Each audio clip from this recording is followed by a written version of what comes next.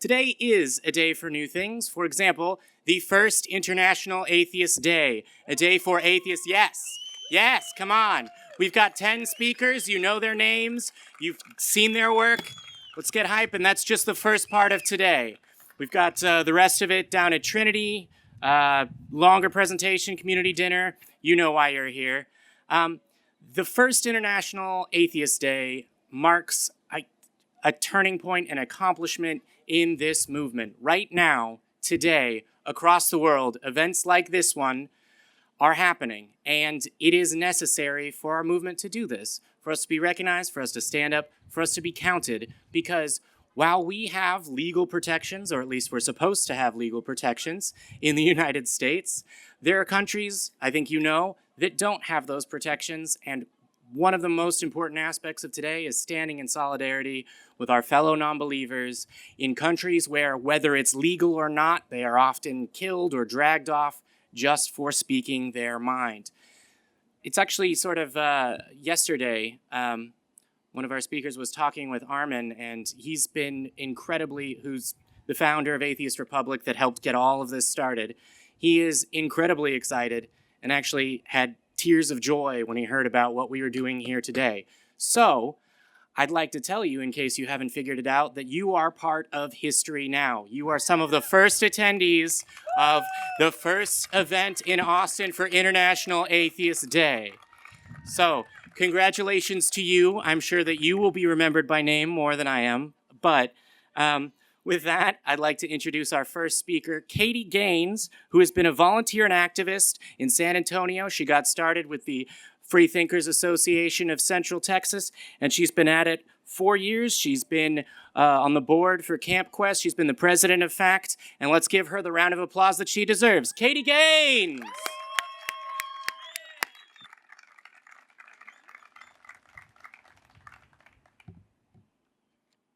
Thank you, Jamie. On behalf of Freethinkers Association of Central Texas, or FACT, I'd like to thank the Atheist Community of Austin for organizing the events of this day and allowing us to be a part of it. As a new leader in the atheist community, I don't think it ever really crossed my mind that I would be out in the public eye quite like this, especially so soon. However, being out is a luxury many atheists do not have, and what this day is all about. So today I am out and open for all those who are unable to be. I am honored that it is on this day, among all of you and the amazing voices you'll hear next. Today, we gather to show the world that they do indeed already have atheist, secular, and humanist neighbors who live, work, play, and love within the community just like they do. I'm here to talk a little bit about what FACT is, but more importantly, what we've been doing in our community and why. FACT is a 501c3 nonprofit organization in San Antonio. We are 100% volunteer-based, operating on membership dues and generous donations. Though FACT has been around in some form or another for decades, we are a small budget grassroots organization. I like to think of ourselves as a go-to resource for our local atheist and secular community. FACT is here to provide a friendly environment for the non-believers of San Antonio and the surrounding areas, organizing discussion groups, social events, and multiple community service opportunities. Our FACT Presents series hosts an array of speakers, many with the opportunity for education, and are usually free and open to the public. We especially care about welcoming our fellow atheists that carry more than one minority status, such as persons of color, members of the LGBTQ community, and of course, the dreaded woman.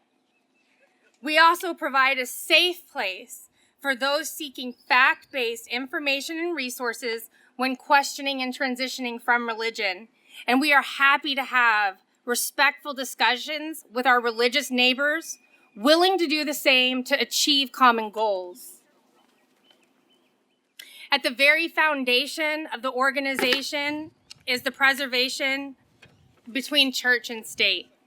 We aligned ourselves with the Freedom from Religion Foundation long ago. In fact, the late Catherine Farringer, a staunch activist and officer of FFRF, is one of our founding members. We have also shared board members with the San Antonio chapter of Americans United for the Separation of Church and State, which is comprised of both religious and non-religious community leaders alike.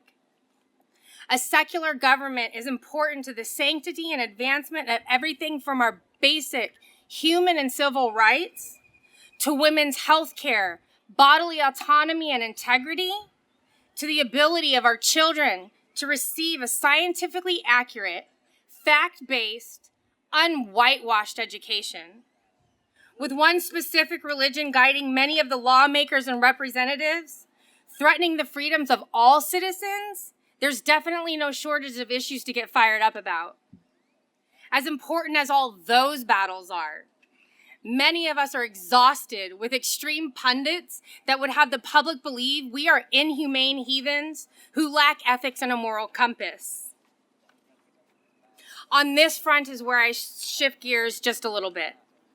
With so much hate, fear, and division already in the air, what will not work is an us versus them approach. Compassion must be on our to-do list. We must make it a priority to humanize ourselves, to show those who would believe otherwise that we are not monsters. I truly believe the best way to achieve this goal is through action. Over the past few years, FACT has made it a priority to increase our activity and visibility within our local community. It has taken some time and many dedicated volunteers for us to get where we are. And at times it can seem like there's always a hurdle to jump. But here's where we stand today. In September of last year, former FACT board member and longtime atheist activist, Mr.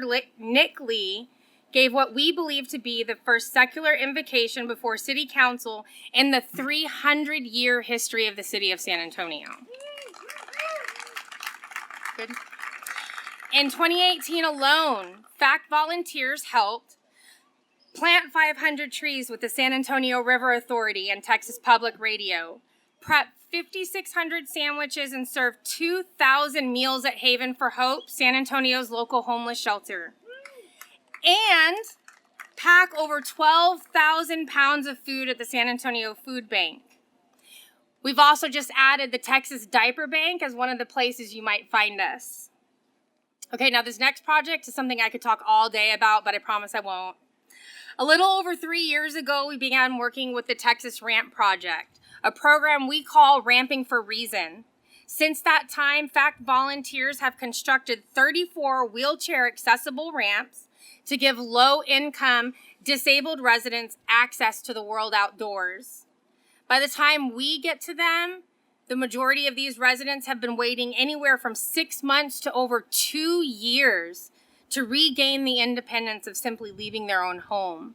If you live in Texas, you should know about the Texas Ramp Project. At our annual Winter Solstice celebration, we raised over $500 for the Refugee and Immigration Center for Education and Legal Services, a nonprofit agency that promotes justice by providing free and low-cost legal services to underserved immigrant children, families, and refugees. FACT has also become more family-oriented. In addition to child-friendly social events such as pool parties, potlucks, and regular game nights, many of the volunteer opportunities that we organize are youth-friendly as well. With the increase of young people coming out to volunteer with their families, last year we presented the first FACT Youth Community Service Awards. Recently, FACT members have also linked up with David Oliverio and others from Atheist Community of Austin, attending Ask an Atheist events at the Alamo.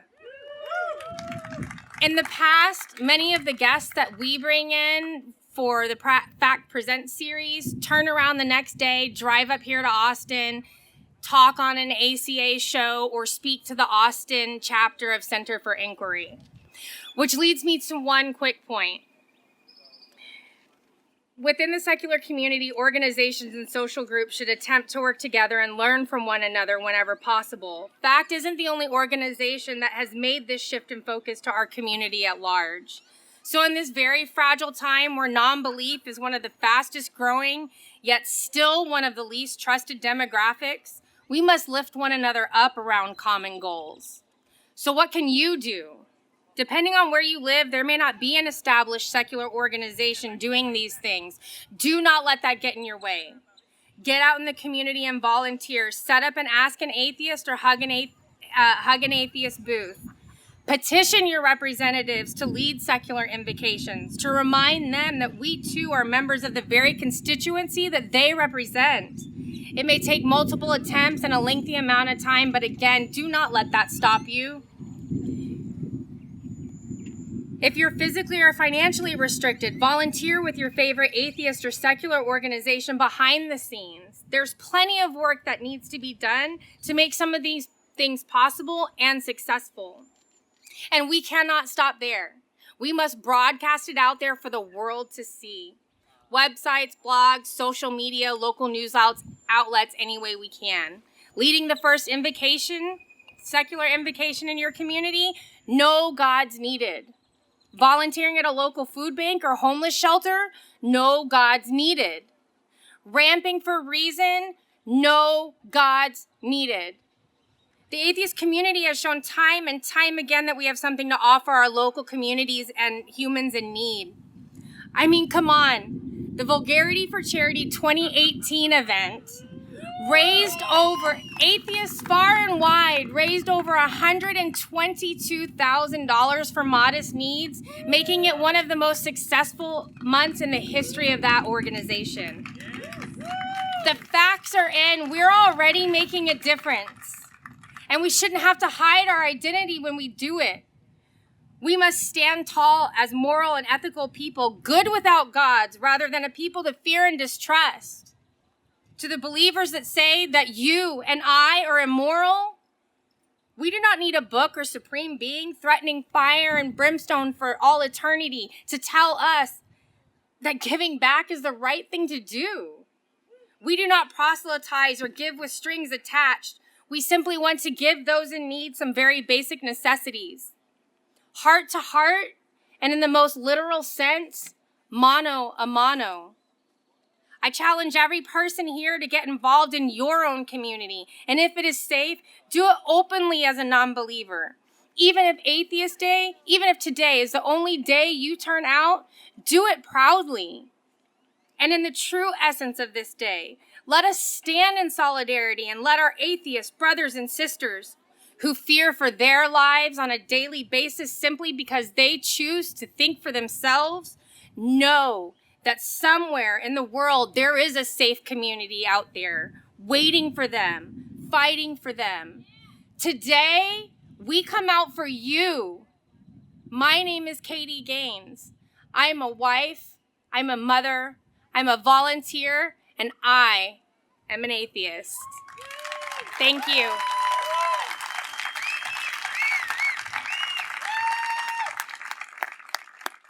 FACT really is an incredible organization. She did also mention volunteer at your favorite organization. So let me just remind you that the ACA is a 501c3 nonprofit as well, with a library open 7 days a week at 1507 West Koenig Lane. I was the president. If I didn't plug it, I wouldn't be doing my job. But let me introduce our next speaker, Wendy Weber, who has been with Foundation Beyond Belief for years that I can't count because I don't remember, but it's an incredible thing. She started one of their programs that was near and dear to my heart that I was like, oh, maybe as a dream this will come true. And the Humanist Service Corps was created because she made it happen. So people across the world know that atheists can go abroad and help. Please help me welcome Wendy Weber to the podium.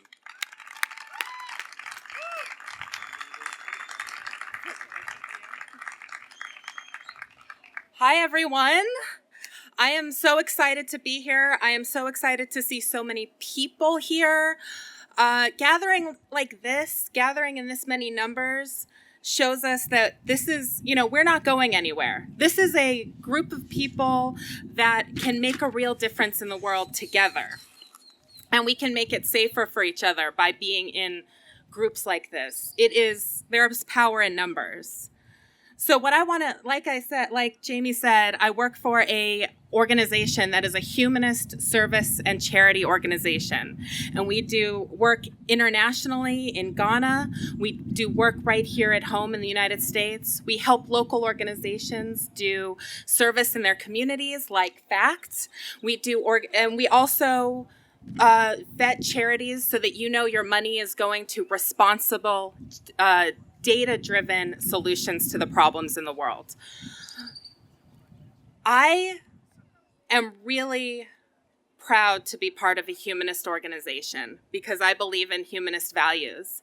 But the fact of the matter is that I didn't know about atheist communities like this until I tried to reach out to do service many years ago. The fact of the matter is that I didn't grow up in a religious community and I wanted to do service, and I was afraid of doing it by myself. I was afraid of going and trying to volunteer all by myself. So I was looking for a community that was non-religious to do it in, and I found the humanists. And through the humanists, I found this community, this larger atheist community that has events like this. And then I made it my job. I'm not suggesting everyone here needs to go out and make humanist service or atheist service their job, but I do want to encourage you to do service in groups. And why do I say that? I say that because look at all of the people who are here, all of us wearing our atheist shirts and our humanist shirts and, our evolution shirts. If we wore these while we were doing service, we would not only be making a difference in our communities, but we would also be making a visible difference in our communities. How often have we heard after, for example, a disaster, where are the atheists? Are there any atheists helping the victims of this disaster? We hear that after every disaster, right? The fact of the matter is, they're there. They're helping. They're here. We know that people here in this group donate blood every few months. They're helping at food banks every other weekend. They're donating money to organizations they believe in. We are helping. The fact of the matter is, though, we're not helping in large number. Well, some of us are, but most people are doing it on their own. And if we do it as a group, it shows people that it helps break down those stereotypes that Katie was talking about, that we're bad people. We're not bad people. We're people just like anyone else trying to make the world a better place, trying to get through, trying to do our best. So let's get together and be visible when we're helping. Let's wear our atheist swag when we're out volunteering. I want to give a quick example. I just got back last week from Puerto Rico, where I was with the Secular Student Alliance and Foundation Beyond Belief partnered together to do a secular spring break to go to Puerto Rico to help rebuild from Hurricane Maria. And let me tell you, there's still an awful lot of work that needs to be done in Puerto Rico.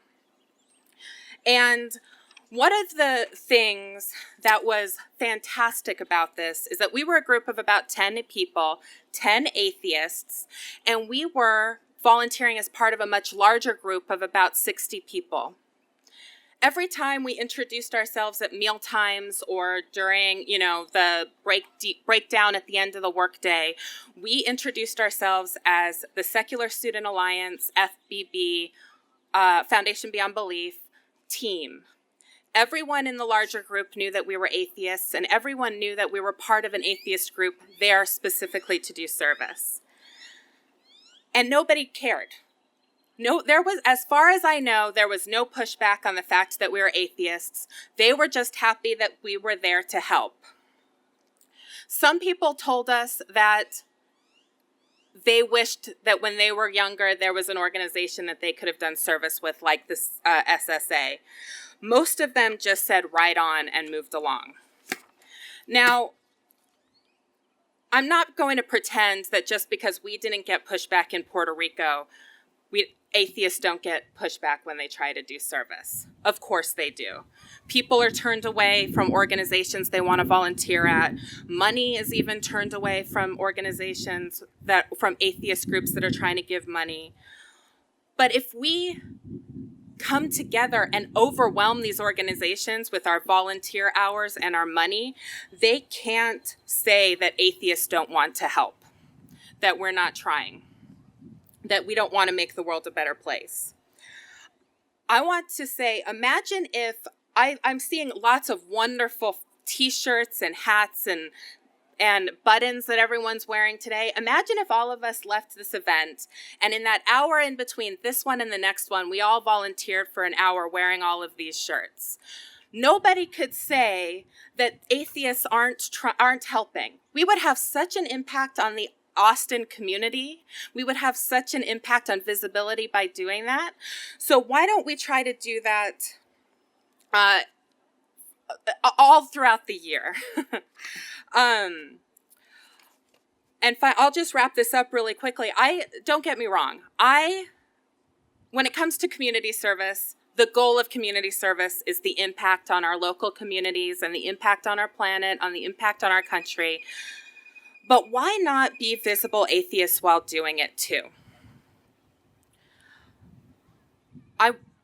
If we have just one person that goes out and says, I'm an atheist volunteer, you can dismiss that person. If you have 3 people, maybe you won't dismiss them as easily, but you can. If you have 50 people that come to your organization wanting to volunteer wearing their atheist shirts, it's much harder to say that atheists are evil and don't care about other people. So what I hope is the next time after some disaster or something happens in a community and they say, where are the atheists helping?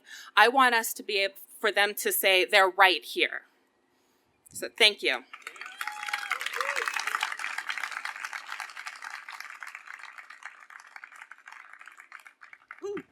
We can do good and we will do good, and good has been done by our next speaker, Reggie Beloved, a National Guard service member and the founder of Freethinkers of Haiti. Thank you, and help me welcome Reggie to the podium. Reggie.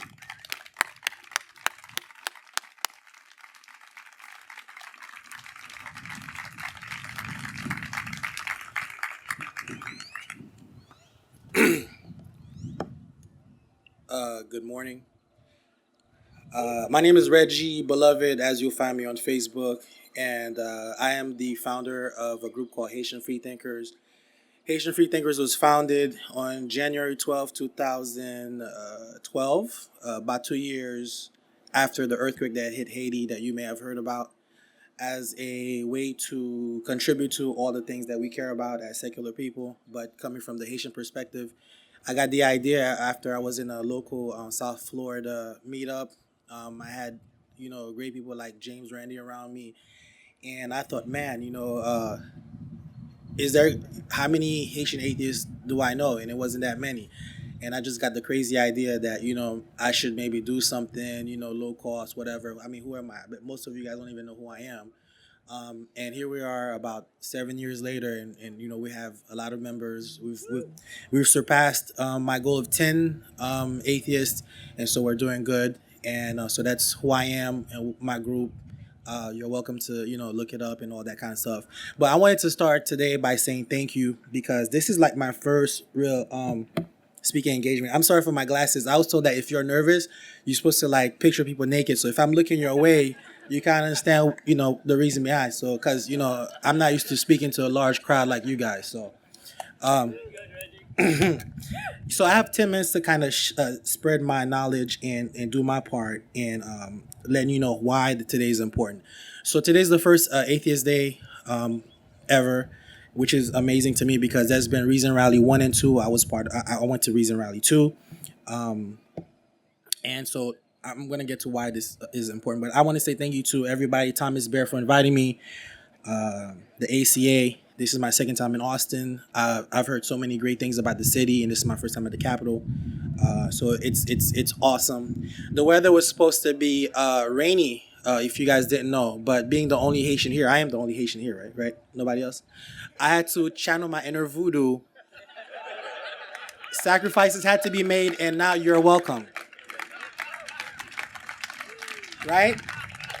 That's evidence right there. 70% chance of rain, and look at you now. You're not wet. Okay, so you're welcome. So ACA, Jamie, Eric, Thomas, Tracie. Like I'm fanboying like crazy, nervous. I didn't prepare anything. I just came to speak to you, let you know how important each and every one of you are, and whoever comes up here in the mic. I want you guys to know that we're making a difference because I was just a nobody and I'm listening to podcasts, I'm researching, and I became an atheist in August of 2009, so it's almost been 10 years for me, and what we're doing is very important. I want to mention the tragedy that happened in New Zealand, how terrible it is and how angry it makes me because those people, a lot of people just look at them as Muslims or immigrants, but they're human beings and nobody deserves that kind of thing. And it's a reminder of how important you guys may not see the connection between atheism and this, but to me, we try to preach, for lack of a better term, critical thinking, reasoning, and had that individual had a means to express his anger or whatever problem that he had, hopefully we would not have had that massacre. So I feel really bad for the people, and again, I'm trying to do this to like help somebody somewhere in the future. So I wanted to mention that. So why is today important? And to me, I think I want to touch on how ignorance is a strength for believers, and what I mean by that is a lot of times when I have conversation with believers, a lot of times they don't even know their holy books. I did the work. I read the Bible. I read the Quran. I know so much more, like a lot of you do, more than believers. And it's so funny that in 2019, supposedly we live in the age of information, but yet people believe in the most, not just silly, but demonstrably false things. And I think that's a Texas-sized problem that we have, and it bothers me. I was born in Haiti. I immigrated here when I was 9 years old, and coming here, one of the things that my mother really harped on was the importance of education. So it's sad to me that we live in the United States of America. In my hand, my cell phone has the ability to research almost anything you can think of, and yet people believe that ghosts can make young ladies pregnant. I think that's an embarrassing thing. You understand? Because if you believe a ghost can make a young lady pregnant, that means you really don't have the most basic of science education. It surprises me how people like this guy who makes his name is escaping right now. People can talk, like religious people are really good at talking bad about what's false about other religions, but they cannot see what's wrong in their logic. I got you. And I think that's scary. That is scary. Like a lot of people, like when it comes to like religion and secularism, we talk about evolution and all these things. And for some reason, it's a really hard concept to get their minds around. But very basic concept as virgins cannot give birth without sperm is still being debated, and that's sad. You can research almost anything. I got here because of my cell phone. You can learn about why the earth is not flat. And one of the things that I think we need to promote as a community is how you go about verifying information. You can believe almost anything, but what we need to focus on, I think, is telling the people, like how do you falsify something, And I think that atheism is just a natural consequence of good skeptical thinking, good question asking. You don't have to be mean about it. I know we have a bad reputation for being bad people, which is so untrue because like the atheist community has been the most moral group that I've ever known. We are, very educated a lot of times, but we're not walking around saying that we're better than anybody. It's just that we care about verifying claims, and I think that that's what we need to promote. So today, it's just almost 10 years after I became an atheist, I'm getting a chance to speak to you guys, meeting some of the great people who've influenced me. And I want all of you guys to know that we want to thank you for showing up, but also we are still in a big fight because ignorance is a strength to the believer. Because when you're having a conversation with them, a lot of times we are teaching them for the first time in their lives about how earthquakes are not the result of deals made with the devil. Right? Like in 2019, why are we still having this conversation? That's sad. You understand? So we have a Texas-sized problem. We need to work on that. Education is important, and it shouldn't take, because I took geology in Florida Atlantic University. Good. And you know, I think all of us need to know basic concepts, like how the earth formed or whatever the things that a lot of religious people are they care about. Because a lot of times when you tell them that you're atheist, they want to know how did the earth form? How did the universe, happen? And all that information, we have data on that. You can Google that stuff. Like, why are you still ignorant? That's to me, it's very depressing. And when I say ignorant, I'm not dissing anybody, okay? Because I'm ignorant about a lot of things, like I don't know how to draw and make cartoons like Thomas Westbrook, okay? I wish I knew that stuff. I wish I knew coding. I wish I knew how to do a lot of things. And I'm ignorant, and that's okay. But the difference between me and some people is that, I try to find out how to find that information. And so that's my takeaway that I want to leave you guys today. That ignorance is one of our biggest issues that we're having, and it has real life ramifications, like New Zealand, like whatever is going to happen when the election cycle comes. You're going to see all kinds of craziness. So ignorance is going to be running rampant. So be on the lookout for that. And that's my speech today, essentially. So I've looked everywhere, so I didn't single anybody out. I hope I didn't make you feel too uncomfortable. My name is Reggie Beloved, Haitian Free Thinkers. Thank you for your time, and you guys rock, and you're welcome for the weather, all right? Comedy is always appreciated. So I'd like to welcome our next speaker, Tracie Harris. I'm not sure if you've heard of her. She's served on the board of the Atheist Community of Austin, as secretary, as vice president, and she's one of the hosts of a show called Atheist Experience, something like that. I'm not sure if you've heard of it. Anyone? Come on. Yes. Please help me welcome Tracie Harris.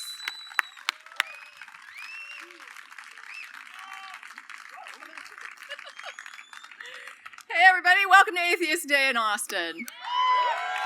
Thanks for coming out. I want to talk to you a little bit today about evolution, I think, which is a pretty on-topic thing to talk about for Atheist Day. It's the evolution of atheism. When I was younger, there was something that these labels are labels I'm making up because I don't know if there really are these labels. But to me, they show distinctions in what I consider evolution of atheism. There's something that I consider defensive atheism, which is what I recall when I was a kid. So when I was still religious, there were people who were involved in atheism who defended public spaces. They were spaces intended for everyone, but religious overreach was integrating into those. And they were literally combating religious oppression. And for that, they were usually not that well liked in smaller communities. And so you had people like Madalyn Murray O'Hair, who in 1962 were saying compulsory school prayer should not be happening and stopping that to be imposed on children in schools. There was the Scopes monkey trial in 1925, which was literally still a thing. Evolution in schools was still a thing, even when I was a kid, even after all of that. And since then, there have been various atheists who brought cases that were decided in favor of atheists. And these cases made it clear that atheists were afforded the same rights and protections as religious adherents under the law.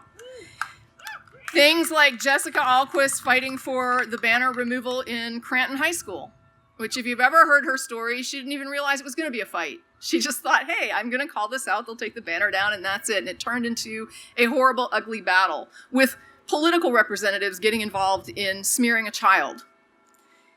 There's also been veterans who have sued for cross-shaped military monuments to come down because they felt that all veterans should be represented, not just Christian veterans. And this is the type of thing that was ongoing when I was younger, and I call it defensive atheism, right? So this was atheists defending public spaces from religious intrusion. And also there were minority religious groups that I should mention, such as Jehovah's Witnesses, who were also involved in suits that had to do with religious freedom and being imposed upon as a religious minority. So we were part of a group of people who were not in the politically motivated religious crew that was trying to basically own the public square. But then things started to move into something I'm going to call supportive atheism, right? So defensive atheism was like someone burning your house down and you have to keep running and putting out the fires room to room. But when you get to supportive atheism, that was more like people taking a break and saying, okay, can we take some assessment here and see how badly people have been burned? Can we start maybe doing some CPR and some first aid on some of these people who have been, damaged in this battle? And this was done by things such as we've been doing with ACA, with public outreach, right? So when we do media content, what we're doing there is we're reclaiming the narrative. So who are atheists? When you don't own your narrative, when your competition owns your narrative, you will be the villain. The narrative will be that you are the bad guy, you are the villain. So you have to own your own narrative. Otherwise, you're never going to get any headway because the people who don't like you are going to tell other people lies and defamation about you. And that's what's going to be your image. Atheist forums were produced and there were communities that popped up locally and nationally and online. And those created infrastructures for networking and support. So people who were in communities where no one else they knew was an atheist or where their families had booted them, they could reach out and find other atheists, if not within their small religious communities, at least within a broader online community. And sometimes, yay to the support networks, right? We had things like Secular Therapy Project, where professional mental health help was available to people, where it was screened to make sure that you wouldn't run into proselytization by your supposedly professional mental health, doctor. And you had Camp Quest, right, which was an alternative for secular families. You could send your kid to go learn little sciencey things for the summer camp instead of, going for kumbaya songs around the campfire. And so this was a thing where it got into supportive atheism, where we were able to finally say it's not just about fighting constantly to protect the public space, but it's about actually offering to make sure that the community is supported and that people are being helped and that no one's being left behind here. We need to remember the people that are harmed and the people that can't be out and the people that need that help. And we also need to start networking. And that's part of the next phase that I see happening. And I'm glad to hear so many other speakers mentioning this. There's something that I'm calling, and again, I'm open to labels, but I've just started calling it proactive atheism. And I would like to see more proactive atheism. And what this is it goes beyond putting out the fires, it goes beyond just treating each other within the community, and it goes into saying we need a seat at the table that is in the broader social context outside of the atheist community and within the social community. And for that, we're going to have to go beyond the religious assaults, go beyond just supporting ourselves in a microcosm of atheism, and go into a broader community where we can earn and claim a seat at the social table in ways such as atheists helping the homeless, or Rebecca Vitsum's Secular Relief, where she goes out and helps disaster victims. And we had someone mention another group that was doing the same type of thing. Foundation Beyond Belief, which offers a range of non-religious charities that people have access to if they want to do social good, but they don't want to do it in a religious context. So these are groups that go out and they help people, but not just atheists. They're basically saying we are atheists and we have a space in the social context beyond just this atheist microcosm. And that's a requirement if you want to make headway and end yourself being a minority that gets constantly owned and defamed by a larger majority who simply can do it because they can do it. So what do we have and what do we need? We need allies. We need groups with common goals, and in some ways those are pretty thin. I think we have a lot of potential allies, but the actual allies are a little bit harder, or a little bit thinner. So groups like the ACLU or Americans United for Separation of Church and State, Freedom from Religion Foundation, we all recognize these groups as groups that, help in ways that we support, just sort of making sure that everyone's treated with equality. I want to point out that in doing this, one of the things I wondered was how many atheists are there compared to some of the groups that have done a really good job in anti-defamation? We're bigger than we think we are. So Pew estimates that 3.1% of the population in the US is self-identified atheists, people who walk around saying, I am an atheist. That would mean there are about 8 million adult atheists in the United States. And if you add agnostics, the number comes to more like 18 million. And that's the conservative estimate. 538 is a media outlet that cited a study that indicates the number of people might be up as far as 25% of the population when you ask the question in more ways like, do you believe a God exists? Or when you start changing up the question into identifying people who maybe don't believe in a God, you start getting more and more people that are identifying as atheist. They just don't realize that's what they're identifying as. But in comparison, Pew's figure in 2016 for citizens who identified as gay was 10.1 million. The comparison for practicing Jews was 4.2 million. All right, we're at 8 million conservatively. People say that we're not going to get anywhere because we're like herding cats, right? There's no demographic that agrees about everything, though. Gay people don't agree about everything. Practicing Jews don't agree about everything, and Christians don't agree on most of the intrusive political agenda that's going on with Christian rights as I speak. But they still have lobbies. And they still have agendas. But most importantly, they have influence, they have a collective voice, and they have representation. Believe it or not, atheists actually agree sufficiently to have what these other demographics have. We can have representation. And if we don't, then we might as well all go home. Pew shares something called facts about atheists. What they say is that we include political and ideological issues where we agree in a majority or where we trend as a demographic as atheists. About 2/3 of us identify as Democrats or lean in that direction, and a majority call themselves political liberals. Democrats and liberals should be our allies. Virtually no atheists turn to religion for guidance on questions of right and wrong, but increasing numbers turn to science. Science organizations should be our allies. About half of Americans, 53%, say it's not necessary to believe in a God to be moral. We should have more allies. I think that we can agree on a majority of some other issues. I think that we can agree that atheists should not be maligned or mistreated.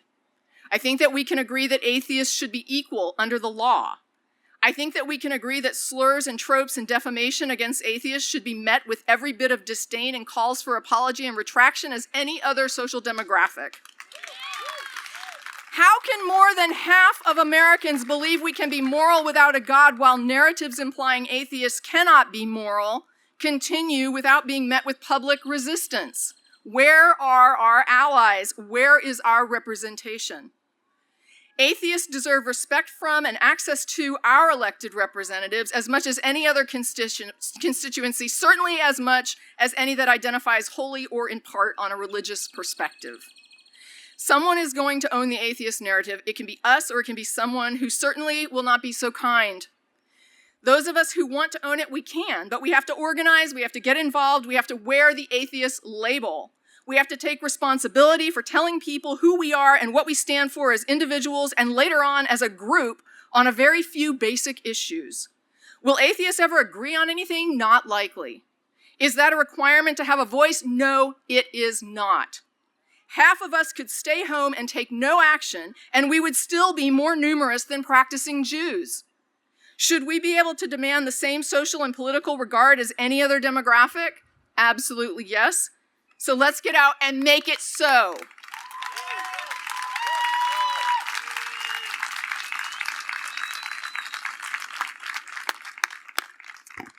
Tracie Harris, everyone. Thank you. Yes. We still have those conversations, and, well, okay. Our next speaker, that is decidedly not me, is Thomas Westbrook, who is an amazing voice and organizer in the movement today. He's the founder of Holy Kool-Aid LLC, a production company that produces fantastic content. You could Google it. It's amazing. There's videos for days. He is also on the board and one of the founding members of Faithless Forum, which is a convention that's coming up in a few weeks, although I shouldn't mention that because the tickets sold out very quickly and it's growing.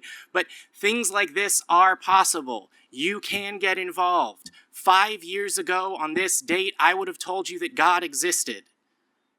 And now I'm the president of a local atheist community that has organized this, that is speaking to you, that broadcasts to the world, that has brought these speakers, you can do that too. I'm 26. What do I know? I'm just some foolish kid, right?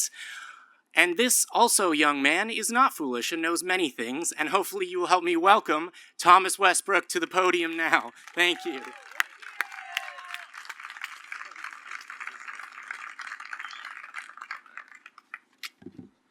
Really set the bar high there. Hi, I drink and I know things.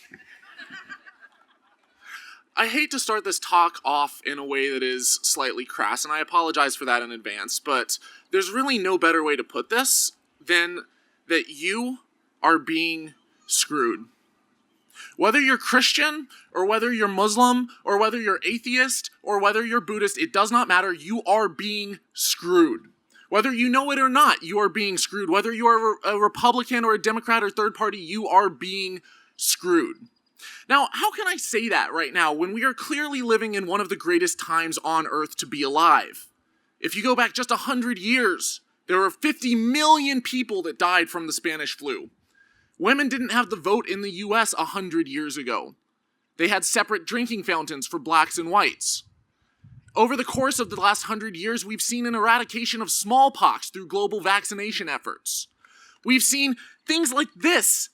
This right here is affordable to almost everyone, and it is a supercomputer that is exponentially more powerful than the computers that landed man on the moon. That is progress right there.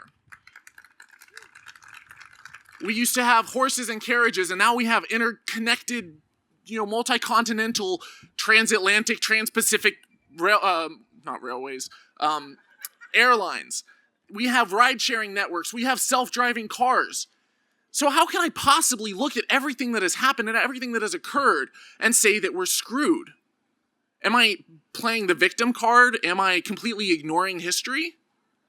Or maybe I'm acknowledging the fact that we didn't get here by resorting to superstition. We didn't make all of this progress through religious dogma. When you look at Alexander Fleming coming up with penicillin, he didn't do it by staring at tarot cards. When Alan Turing, the great gay atheist, laid the groundwork for modern computing, he didn't do it by staring up into the sky and looking through, astrology records or the Akashic records and try to, somehow consult things and align his chakras and meditate real hard. No, he did it using science. He did it by learning, by studying, by testing, by trying, and by throwing out what didn't work. When Steve Wozniak created the first Apple computer and Bill Gates wrote the first iteration of Microsoft, they didn't do it by consulting the Bible. They didn't do it by consulting the Quran, nor did Tim Berners-Lee when he laid the foundation for the internet. What do all of these people have in common? With the exception of Alexander Fleming, all of them are non-religious. Now, you don't have to be non-religious to make progress, and many people who made progress were religious, but they made the progress in spite of religion, in the teeth of religious opposition in many cases. I don't have to go back to Galileo in order to show cases where religion has shoved its boot on the head of scientific progress. Just 8 years ago, well, a little more than 8 years ago, but there was an 8-year delay that caused stem cell research to be blocked. This goes out to the dying, to the people who are in a race against time, those with genetic illnesses that stem cell research could have provided a cure for.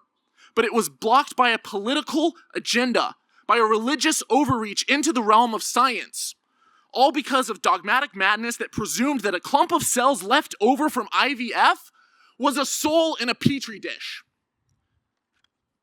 This goes out to the people who are fighting against climate change, who are trying to save this one planet that we have, in face of religious opposition that assumes that we have dominion over this planet, and that could never possibly happen. We could never possibly screw up this one planet. So meanwhile, we're cutting and slashing scientific funding left and right that's not only our one shot at possibly pushing back and rolling back the tide of climate change, before it hits a positive feedback loop, before it leads to a point of no return, but we're also slashing the funding that could have allowed us by now to have terraformed a backup planet. And instead, we're sitting around here, waiting for the end times, fapping it to the apocalypse, hoping that Jesus is going to return.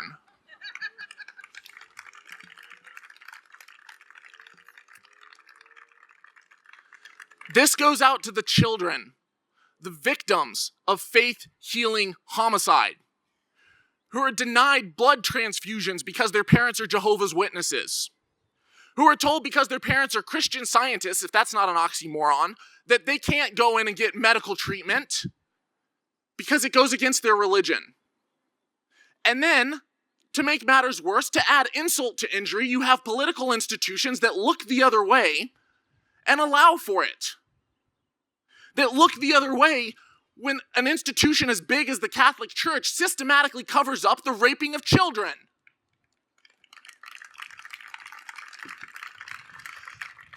We are being screwed. This goes out to all of the trans patriots fighting for your freedom who are now denied the right to serve.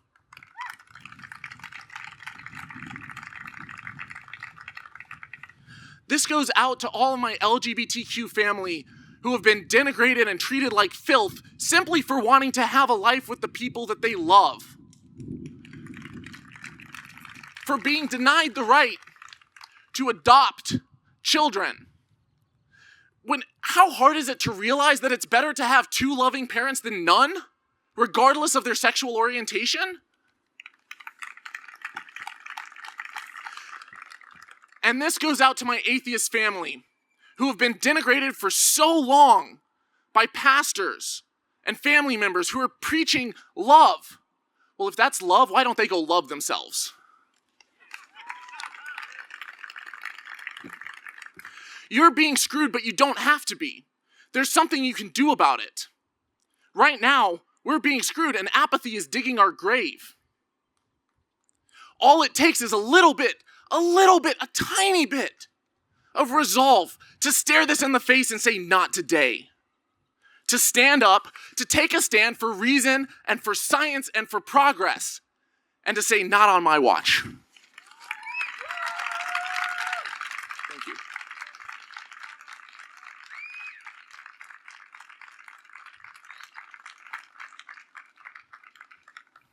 I have nothing to add. Our next speaker is Aron. I'm sure you've heard of him as well. He's been an activist for 20 years. He's been on YouTube for 10 of those years. You've seen him speak in as many forms as I can count. There's nothing else I need to say. It's Aron. Thank you. Yeah.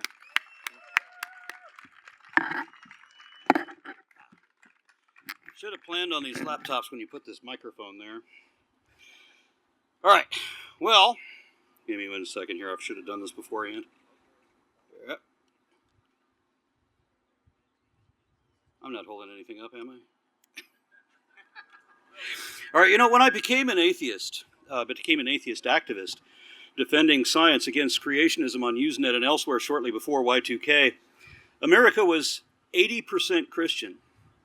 And only like 3% of Americans identified as atheists because nobody knew what an atheist was.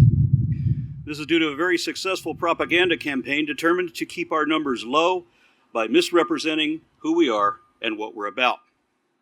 My family and friends, the culture at large, and certainly the media too, being overwhelmingly religious, all wanted me to believe that atheism is somehow evil, as if we're all totalitarian communists, regardless what range our politics actually encompass. As if not believing in their God somehow means we both believe in and worship their devil. As if people have no innate humanity without the threat of an inescapable despot. And that says more about how immoral those believers are than it says about us, because we can be good without God. But look what the believers do when they think that no one, not even God, is watching. I would remind all those self-righteous religious hypocrites that humanism is a secular morality, offering practical solutions for real-world problems rather than the do-nothing response of thoughts and prayers.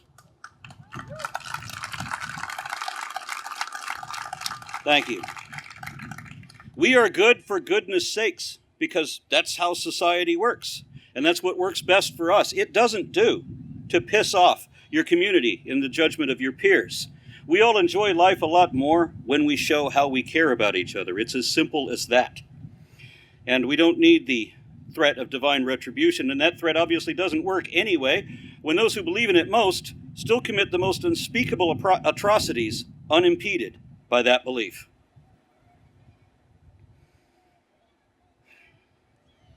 But every religion hates atheists, not because of any evil we might do, but because we're the only ones not playing the game of make-believe. We're not pretenders like the wanna-believers are, and that's spoiling everybody else's fantasy. So this smear campaign against reason and critical thinking was pervasive around the world since at least the Bronze Age, when an unbeliever could be killed on the word of one or two witnesses. And now, some believers say that daring to doubt their doctrine somehow equivalent to terrorism. That's how afraid they are of having their fantasies dispelled. So most of my generation were misled to believe that atheism was the unreasonable position of claiming to know what cannot be logically proved. But that's what religion does. Those who believe on faith are the ones pretending to know what no one even can know, claiming certain knowledge of impossible absurdities, asserting unsupported and indefensible assumptions of blind speculation as if it were all a matter of demonstrable fact. This is why the 19th century journalist Ambrose Bierce defined faith as belief without evidence in what is told by one who speaks without knowledge about things without parallel. I was told that faith is a virtue, and that skeptics were cynics, missing out on the wonder and splendor, the big picture that only believers could appreciate, as if we couldn't experience awe or wonder. I dare say we have a more aesthetic appreciation of this world and of the rest of the cosmos than believers do. I didn't yet know about Hitchens' razor, that what is asserted without evidence may be dismissed without evidence, and that what is physically and logically impossible should not be considered equally comparable with any rational hypothesis. Throughout my youth, I had been inculcated with propaganda saying that an atheist is someone who believes in nothing, rather than someone who does not actively try to convince themselves of things that are not evidently true, and consequently can only be assumed on faith.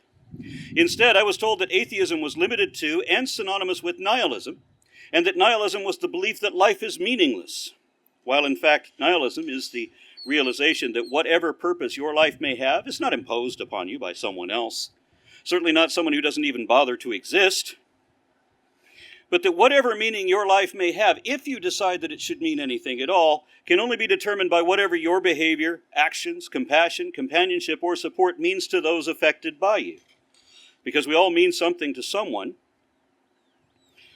and whatever that is comes down to your choice of how you will impact or influence the world around you.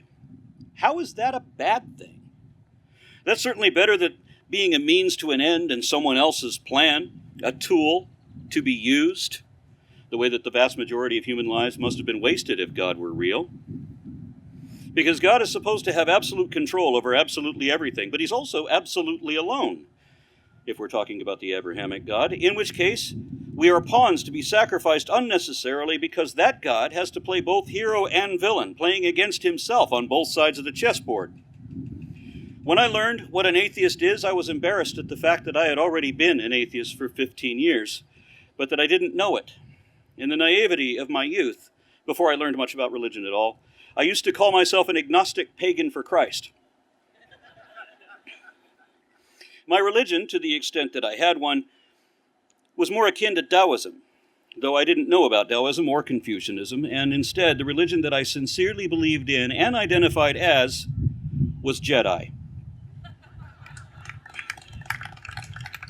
When I finally realized that everything I used to believe about psionic abilities and supernatural life force wasn't really based on legitimate science like I was led to believe on books and TV, that was the day I learned I was atheist.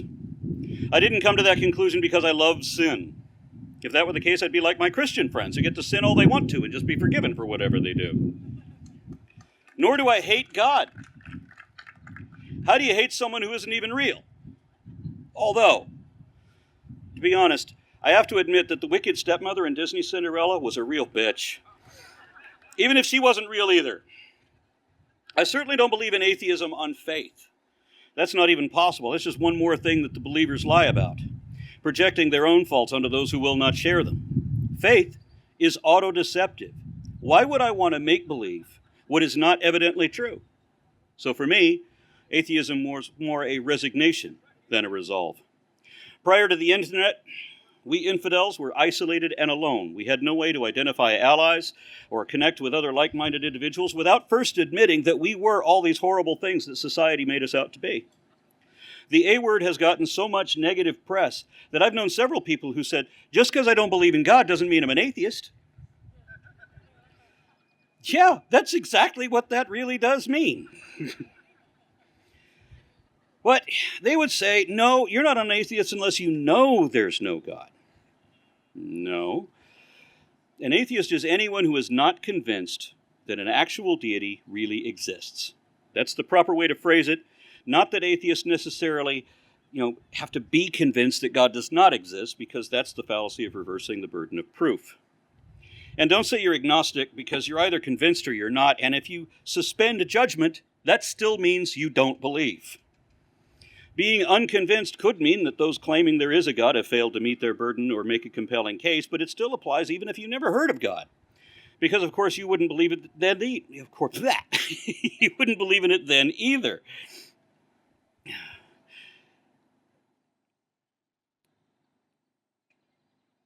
Atheism means anything or anyone or anything that lacks theism, being a religious belief in a God. That means a rock can be atheist, the same way that a rock can also be amorphous, apolitical, asexual, asymmetrical, and abiotic. If we discover some long-secluded tribe that never knew theism, they'd be atheists too. They don't have to first hear about, then subsequently consider, and then reject the empty assertions of religion in order to still not be a part of that. If they never had theism, they're atheist already. We are born atheists, and we remain so until someone lies to us.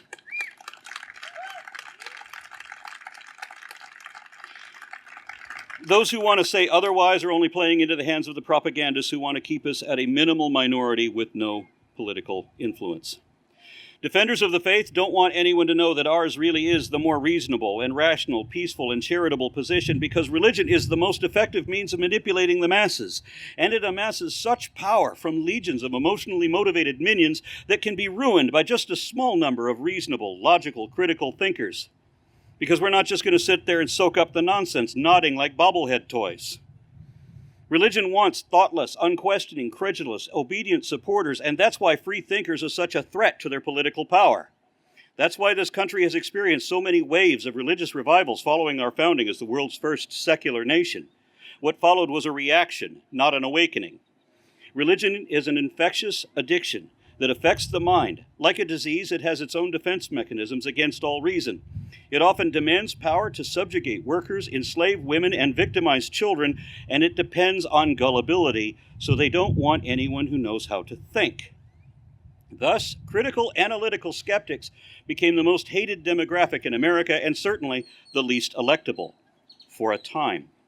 But as we've now seen, it's not like that anymore. Here in the age of information, all of that propaganda is being disproved, along with most everything that the faithful claim as evidence of their position.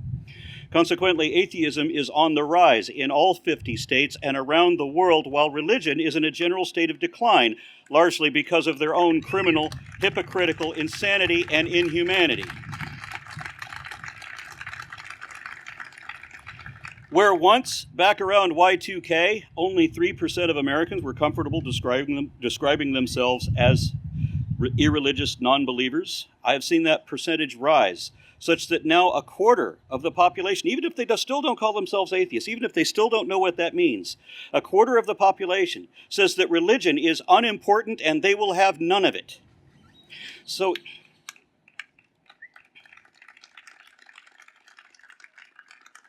still, even if they don't know what atheism means, that still means that 1 of 4 Americans in my generation and 1/3 of those under 30 do not trust in God. E pluribus unum, baby. The religious right is aging.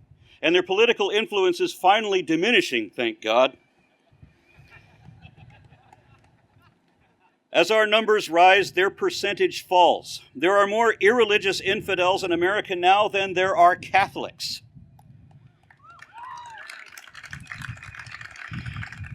We are the fastest growing demographic and now the largest demographic with regard to religion, since we have just overtaken even evangelicals who still own and control everything, especially in this state, but not for much longer.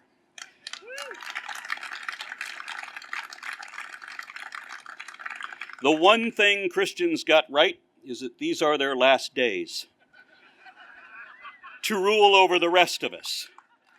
The new generation has mostly abandoned their ancestral cultural delusion. Kids today are largely atheist and overwhelmingly secular, and so are their nominated representatives.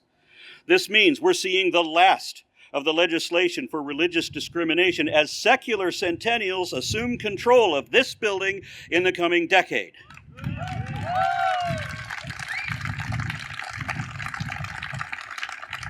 In closing, I want to say that the dwindling factions of faith needn't worry about us taking over, because no one offers a better defense of their constitutional freedom of religion than we, heretical, skeptical, secular, atheist activists.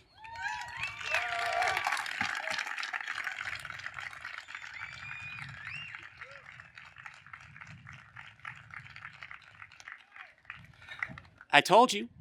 Our next guest has been through missed flights and drove from Houston and arrived, I think, maybe a minute ago, but is rearing and ready and the field organizer for American Atheists and an unbelievable, helpful atheist activist as far as organizing local communities. Please help me welcome Jim Helton.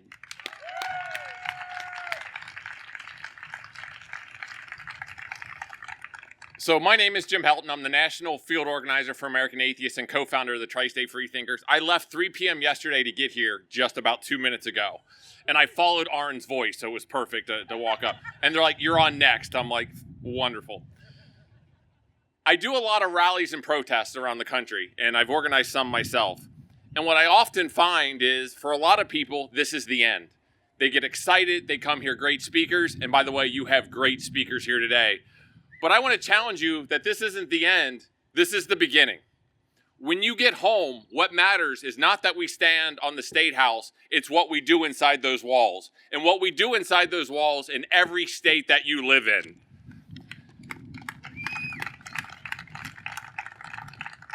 When we get back to our states, we get back to our cities, we can have even a bigger impact. Because depending on what state you live in, I live in the state of Kentucky. I live in between the Creation Museum and the Ark Encounter. I'm winning, by the way. I may not be able to do much at my state level, just like you in Texas, but you can have an impact at your city. Are you talking to your city council people? Do they know you exist? Are you talking about issues? And even more than that, are you talking to your school boards? This is how we have an impact. Our legislators need to know who we are. If we want the true separation of religion and government, we must be talking to the government as atheists.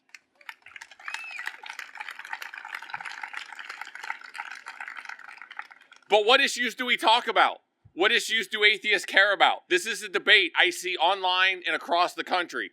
What is an atheist issue? When I see social issues posted, I see a lot of support for atheists supporting social issues. And I see backlash saying these are not atheist issues. So let me propose 3 definitions on what is an atheist issue and tell me if you agree. The very first definition that I propose is this: if religion is behind the issue, then it is an atheist issue.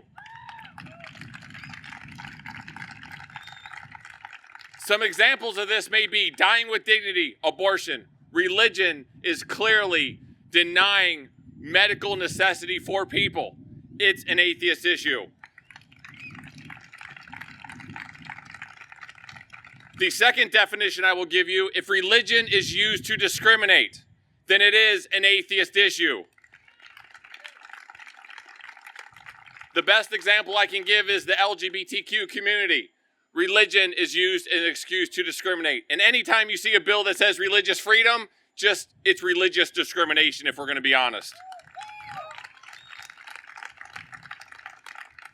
And the third definition I'll give you, if religion is used as a solution instead of evidence-based solutions. And the two examples I'll give you is sex ed. Texas, you lead in this category for teen pregnancy, teen STIs, because you do abstinence only till marriage, which has a 98% failure rate, instead of teaching comprehensive sex ed. My daughter was told condoms have a 35% failure rate, not to use them. That was my son also. My son raised his hand and said it's 2% if you would teach me how to use them.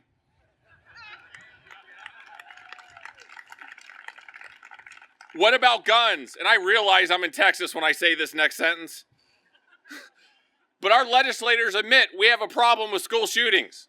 They've already admitted this. But can I get you to agree on two things on guns? And I know that's hard to do. Can we agree thoughts and prayers will not keep our students safe? Can we agree in God we trust signs will not protect children from bullets? If you're admitting there's a problem, then we must demand evidence-based solutions. The effect of this is enormous.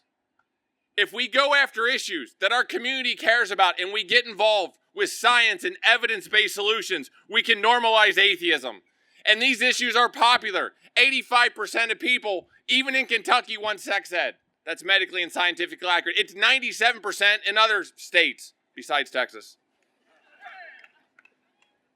This is how we get true separation of religion and government, because when these bad bills get proposed, in any school that I've worked with, in any city that I've worked with, never has an "In God We Trust" thing went up.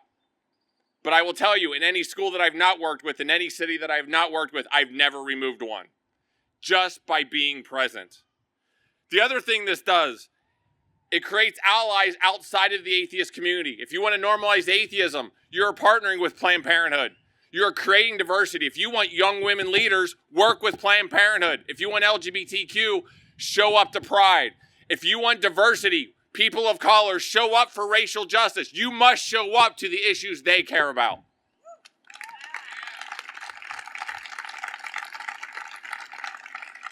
And out of all the things I said, the message that I want to give you is this. The most important thing you could do as individuals in this crowd is show up. When you go back home, you must show up.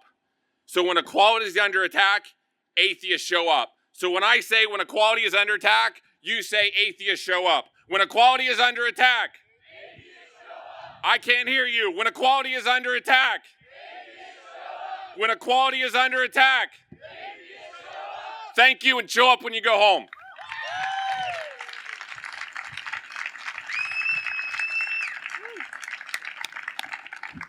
And speaking of showing up, this is a larger crowd than I thought we would get. So thank you for the first time that you have shown up for something that matters. Because today is about solidarity. So this is step one. Let's find a step two.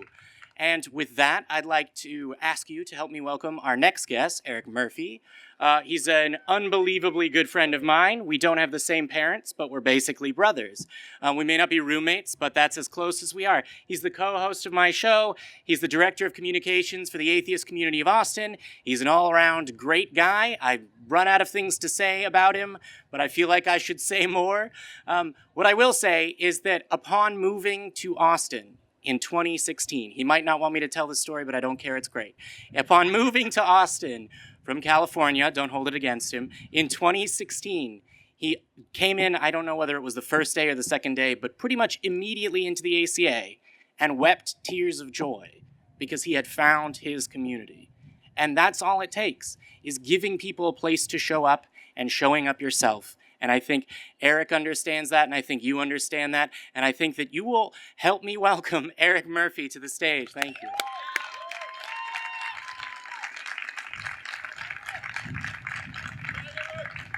That's my best friend.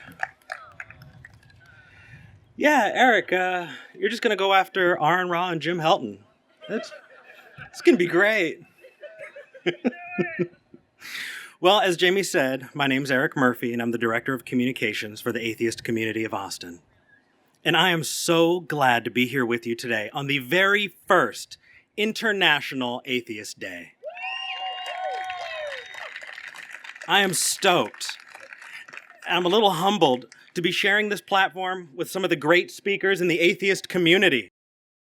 Some of the people you're hearing today are some of the people who helped me realize that it's okay to think like this, that I'm not the only one who thinks like this, and that it's fine to say, you know what? I'm not buying it anymore. In fact, they were some of the first people I contacted when I was asked to speak here today. I had no idea what I was going to talk about. I really had no clue. But then I got some advice. Talk about what excites you the most. And the minute I heard it, it all fell into place. Because if you know me, if you've ever watched Talk Heathen or listened to my podcast, you'll know that there's one thing I'm truly passionate about. One thing I talk about every single week. And the one thing that's brought us all together here today. And that can all be summed up in one word: community.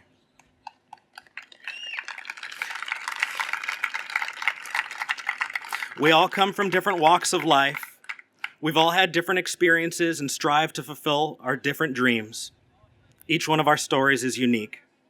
But there's one common thread. We all need community. Every single human being on this planet wants to belong, and no one likes to be left out. No one likes feeling alone. Socializing with each other is part of the human condition. In fact, it's those social connections that help define our happiness, our self-esteem, our overall health. Important medical studies have even found that a lack of these connections can actually lead to a shorter lifespan. We, each and every one of us, all draw strength from the presence and support of others. And that's what community means. It's a feeling of fellowship with others, something that results from sharing common attitudes, interests, and goals. And that common interest is the one thing we're all here to celebrate today. At some point in our lives, we've all given up religion, whether we were born into it or indoctrinated with it. For some of us, the road was quick and easy. But for others, hell, for most of us, it was a very long and painful path. Some of us have made the decision, are still struggling years later, trying to cope with the damage it's done to our minds and to our psyches. But I think almost every single one of us would say that we are so happy and thankful that we took that journey. We're glad that we stopped believing in claims that can't produce supporting evidence. We're thrilled to have given up dogma and replaced it with science and critical thinking. We're relieved to let go of frightening concepts like hell and eternal damnation, and holy books that advocate slavery and the subjugation of women. But there's one thing none of us wanted to lose when we gave up our faith. And that's the sense of community that belonging to a church or temple or mosque used to give us. For good or ill, going to church every Sunday always gave us the comfort of seeing the same faces, sitting with the same people who shared the same values, people who thought like us and believed the same things we did. For most of us, those first few days or weeks or even months after we became rational thinkers, we were isolating ourselves, full of the fear that we would never again find a place that we could call home. And 50, 30, maybe even as little as 10 years ago, that fear might have been justified. I'm sure there have been many people throughout the years and throughout the centuries who've lived solitary lives because they dared question the status quo. Religion, in every one of its permutations, has always seemed to dominate society. You either conformed or you were cast out. So how many have lived their existence in a lie, claiming to believe in order to survive? We now know that community no longer has to be the sole dominion of the church. We've proven that we can build secular communities that are not only as strong as those religious, as those, well, I messed that up. Let's try that again, yeah? We've proven, love you too, Jim. We've proven that we can build secular communities that are not only as strong as those that religions offer, but they are far superior. Superior because no one is forcing you to believe in anything you don't want to just so you can be part of the club. You don't have to check your brain at the door and pretend to be something that you're not. Secular communities don't have books or traditions that segregate or claim with authority that living your life the way you choose is an abomination.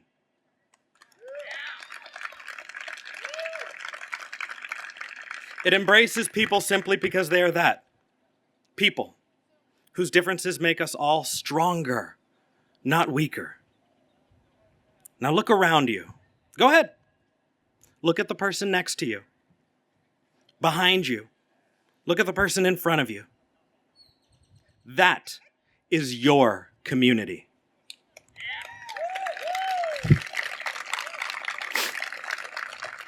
That's where you belong.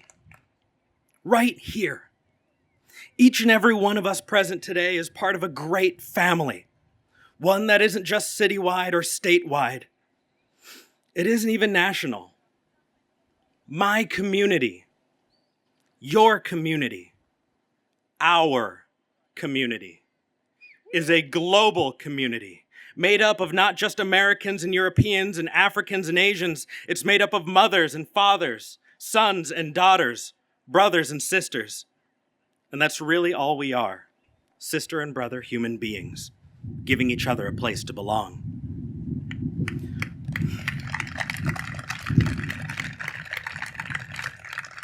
When I moved to Austin, I decided I was going to volunteer with the ACA. The moment I walked through the door of the Free Thought Library, I was welcome.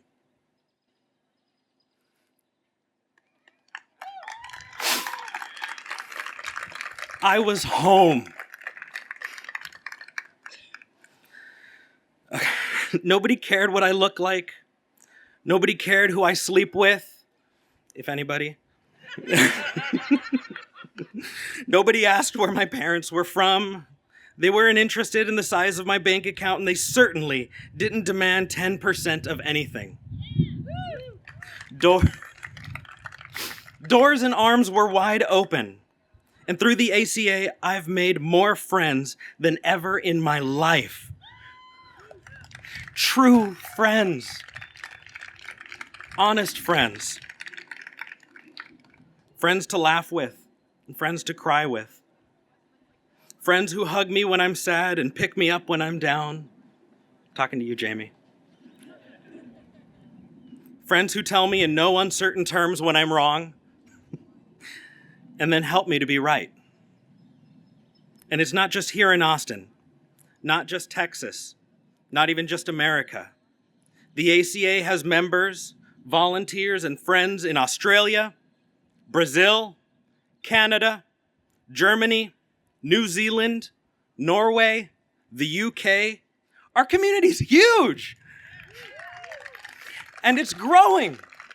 And it's growing fast. We may live far away from each other. We may not ever even see each other for years or decades or ever again. But we all belong together, united by a common belief and a common goal. And that alone makes us family. That alone makes us friends. As the famous Irish poet William Yeats Butler once said, "There are no strangers here, only friends you haven't met yet." And while I'm delighted to be here, to meet you all today, my friends, I started out here as a volunteer of the Atheist Community of Austin. And I'm now a proud member of the Atheist Community of everywhere. And I love every single day of living in it. Thank you.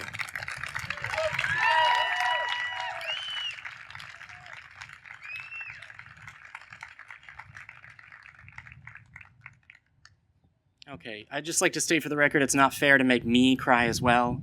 Our next speaker, in his own words, yells into a mic for a living. I think he will understand when I say there's a preemptory expletive warning, perhaps, on his speech. He started the Scathing Atheist podcast and now does 3 others.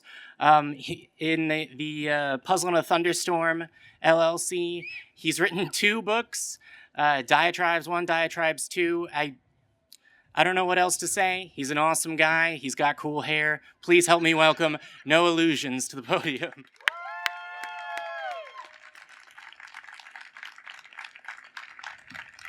Thank you so much. My hair is so much less impressive when I go after Aron. So here's the question. Why is it so fucking hard? Right? He already gave you the content warning. It's okay. Why is it so hard? We're right. It shouldn't be this hard.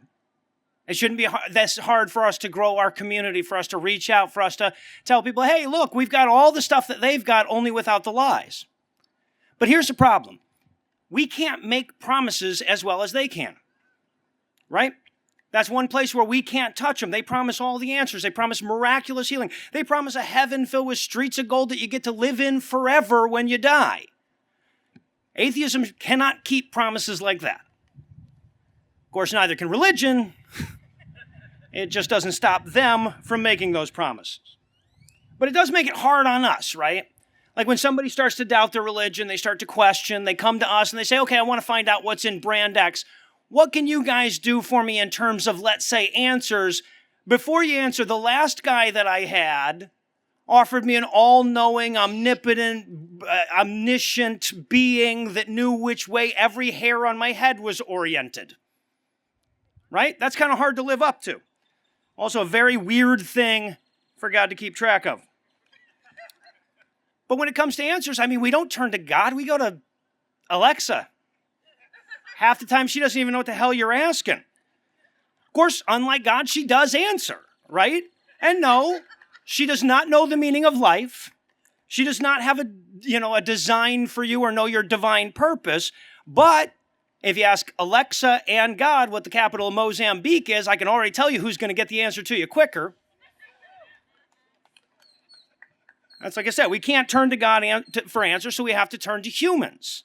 And humans don't have perfect answers. We get the kind of answers that you get from humans. We get answers that are imperfect, that are incomplete, that are full of mistakes, that ever so slowly get better. That's the best we can do.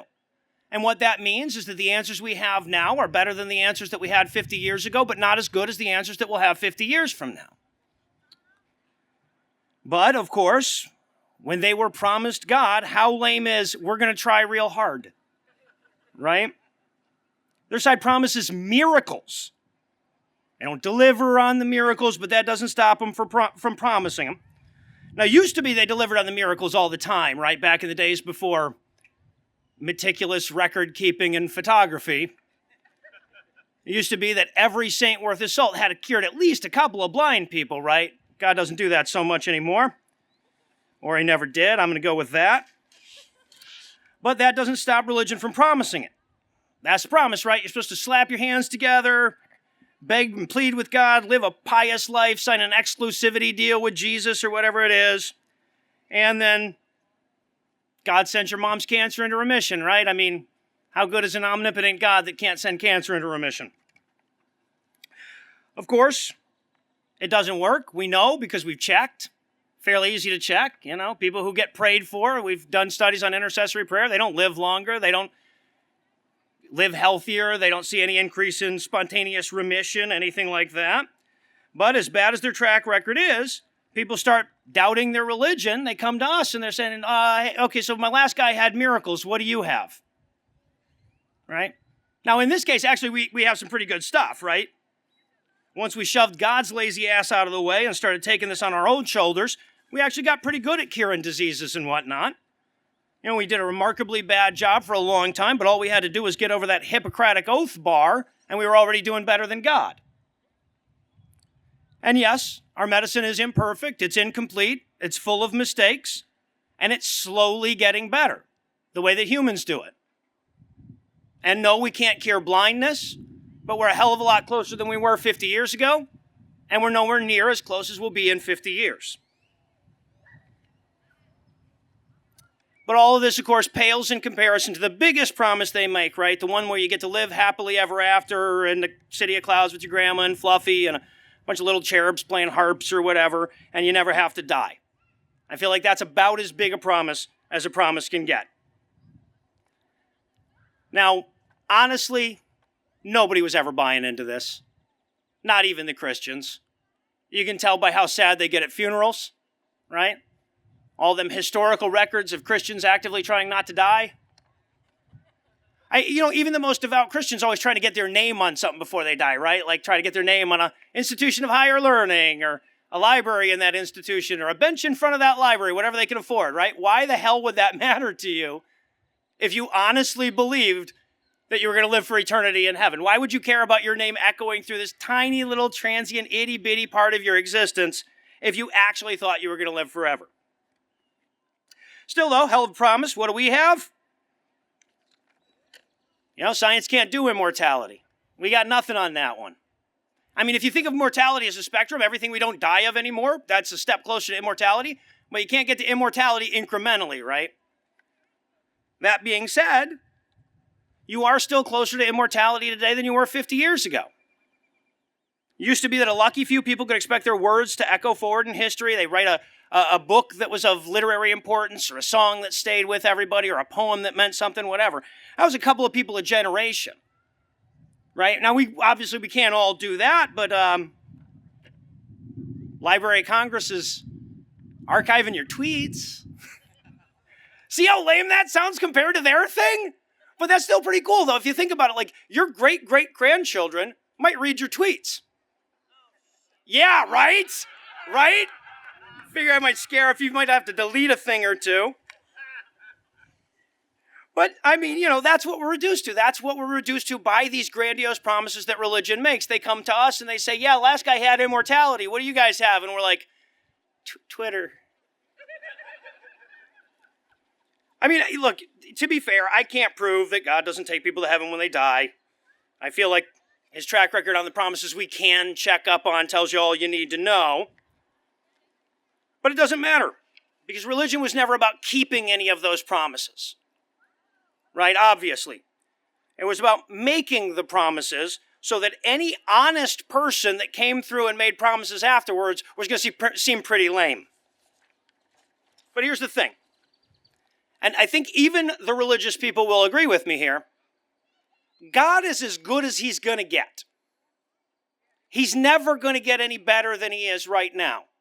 That nothing that you hear when you pray to him and ask for answers, it's never going to get any louder. That nothing that happens when you pray for a miracle, it's never going to get any better. And that nothing that happens when you die is never going to get any less terrifying.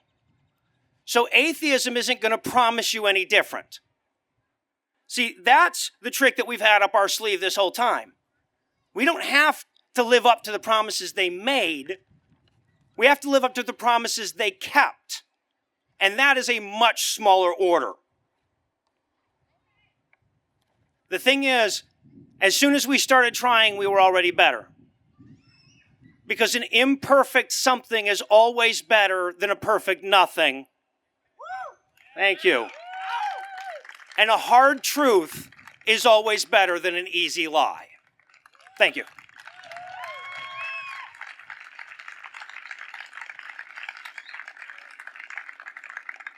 So we started a little bit late and we've run a little bit longer than I would have hoped, but we're not cutting anyone off. We have one more speaker. We have Seth Andrews, a video producer and former Christian broadcaster. Let's see how far he's come today. If you know him, you know exactly what that is. I'm not going to hold the fact that he's from Oklahoma against him, and neither should you. Let's welcome Seth Andrews to the microphone.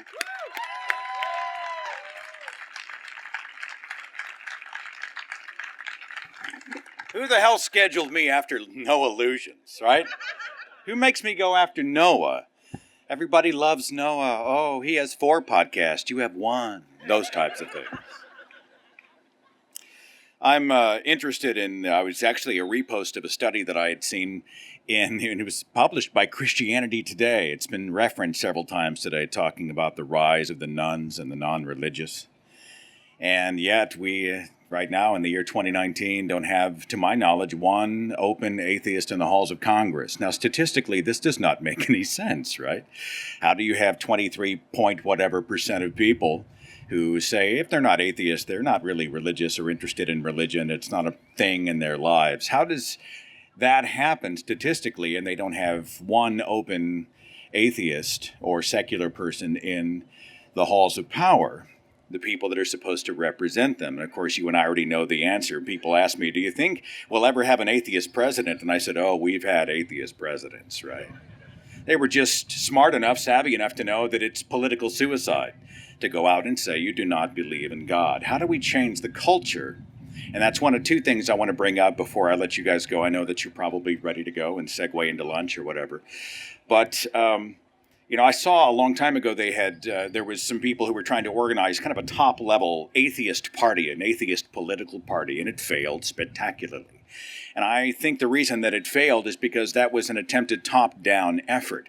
What happens in these halls of power doesn't change unless the culture that it serves and represents changes. And that means you and me. That means us at our offices trying whenever we can to start conversations or at least live our lives as open, non-religious people. It means having the conversations, trying to go out there and counter the bad ideas. It means organizing and coming together because we're stronger in groups. And that's the second point I want to make quickly. I am so sick and tired. I was on Facebook and I posted Atheist Day 2019 and this date. And the naysayers and the cheap seat skeptics jumped in and said, what is this, another church? You guys are organizing like sheep. I left one congregation. I'm not going to go join another. I'm not a joiner. I'm independent. And what they have done is two things. First of all, they missed a hell of a party. Two, they have surrendered to the church what is not a religious exercise, coming together for a common interest to achieve specific goals and make a better world. The church says they own that. They own communal music. They own inspirational speaking. They own messages that speak to the good and making a better world and happiness and love and joy and all the good stuff that human beings enjoy, right? The church says we own that, but they don't. It existed long before the church ever came into play. The church just does it very, very, very, very well. And they've been successful to an alarming degree to create kind of a shame culture to anybody else who organizes for any reason, especially atheists, because now we're just an atheist religion. We're just atheist church. And so we become these hipsters who say, I'm not going to join up. I'm not going to go there and congregate. I'm not going to be a part of a mass effort. But if we're just individual people who are throwing stones at the oncoming steamroller, we get nowhere. We desperately need each other. We're better as a group than we are as individuals. Stop allowing the church to own what we do naturally.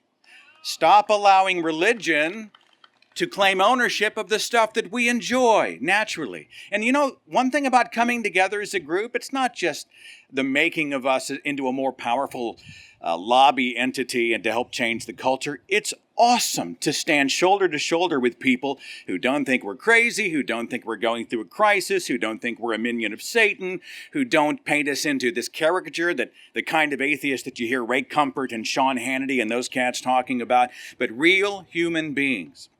And as we see the rise of the nuns, the rise of the non-religious, people will see less and less the caricature of an atheist, and they'll see more and more flesh and blood human beings who want often the same stuff they want. They want love, they love their families, they want to have purpose, they want to go out and create a better world, they want to eliminate suffering, they want to be about positive solutions.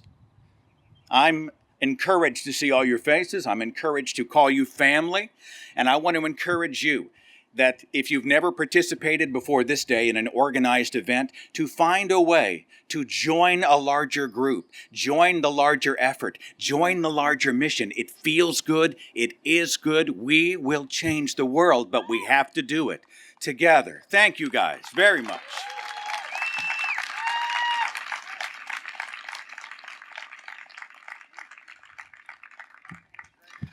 Man, I want him to talk more. Yeah. I don't believe in miracles, but I would just like to say, as soon as he began to talk, the sun came out and shone upon his face as he addressed us all.